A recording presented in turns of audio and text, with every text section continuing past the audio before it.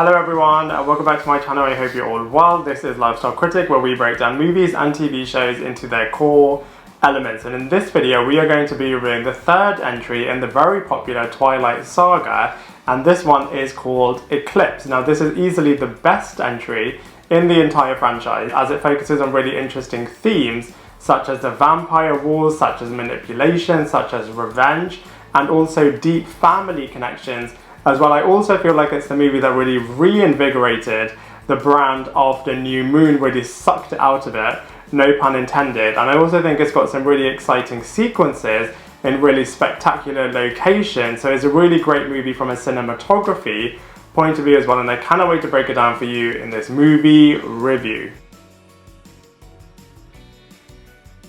So from a storyline point of view, there's quite a few interesting aspects happening in this movie, so let's go through them one by one. So first up, Victoria, the dangerous vampire, is back, and she is ready to execute her revenge plan and try and kill Bella and Edward for the part that they played in the death of the love of her life, who was called James. And in order to do this, she has recruited some deadly newborn vampires, and newborn vampires are really powerful, as they are a bit of a hybrid between humans and vampires, and so she's using her newborn army to execute her revenge plan. We also see a deepening of the love triangle between Edward Cullen, Jacob and Bella Swan, as these characters have been quite developed and fleshed out over the last few movies, so we can see this relationship kind of going in full force. We also have the Jasper character training everyone up in terms of how to defend themselves and how to really defeat all of these newborn vampires. And speaking of which, we have a bit of a deadly alliance of the vampires and the werewolves kind of teaming up and joining together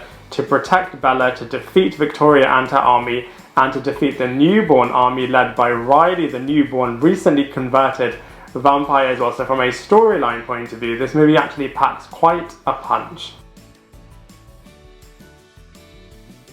So from a cast and characters point of view, it's really interesting with Eclipse, as everyone definitely has their part to play, and the limelight is definitely shared between all of the different cast of characters and all of the different actors, which is really great as you get to know all of them a lot better as well. So let's go through them one by one. So first up, we have Kristen Stewart, who returns as the Bella Swan character, definitely still the main narrator and the main lead character in this film. She's really torn between the Edward character and the Jacob character in this movie, and is kind of caught in all of the big web as well that Victoria is causing by bringing her newborn army. Next up, we have Robert Pattinson, who is back as the Edward Cullen character, and he is definitely front and centre in this film as well, after taking a bit of a backseat in the New Moon movie, and he's also strategizing what the best way to defend Bella is and to defeat Victoria and her newborn army. Next up, we have Taylor Lautner, who returns as the Jacob character, and compared to New Moon, his acting has improved considerably, and he doesn't have the burden of carrying the movie on his shoulders, so he does a much better job. We also have Bryce Howard joining the franchise as the recasted role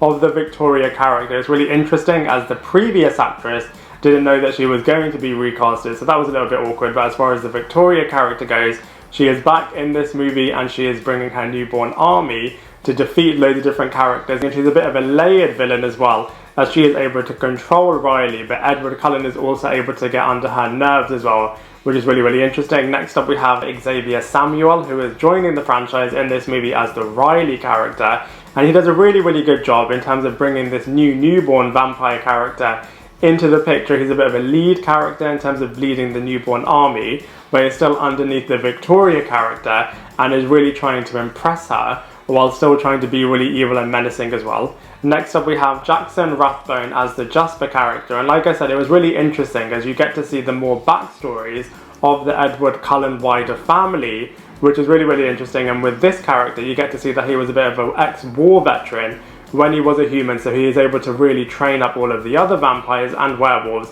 in how to defend themselves and how to defeat all of the newborn army. Speaking of which, we also see a lot more from the Nikki Reed actress, and you get to see how tragic her life was in the final few moments as a human, and how she took revenge when she became a vampire. So really interesting to find out a lot more about the Cullen household as well. So from a cast and characters point of view, Eclipse is actually really decent.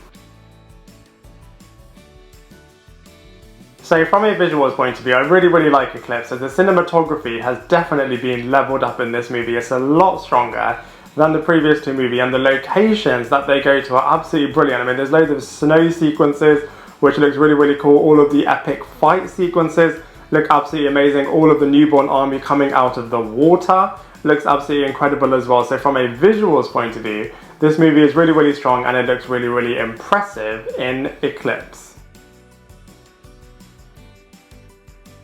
So from a comparison point of view, I'm sure you can tell this is definitely my favourite movie from the entire Twilight Saga. I mean, Breaking Dawn Part 2 is really, really epic as well, especially that final battle sequence. But I really, really like Eclipse as a standalone movie in terms of a collective, as it just has so many great aspects in it.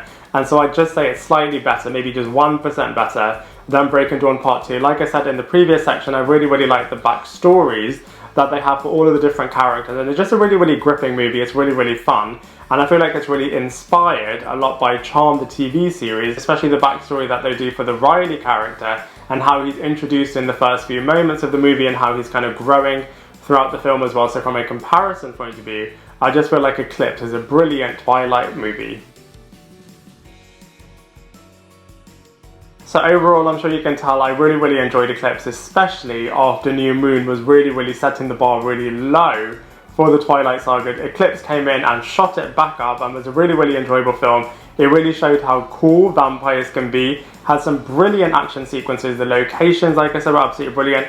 All of the cast and characters are really, really great. The story developed a lot more and really continued it from the first movie and really set the next few movie installments as well. So it was a really, really strong entry. And so for all of those reasons, I'm going to give it a sort of 7 out of 10.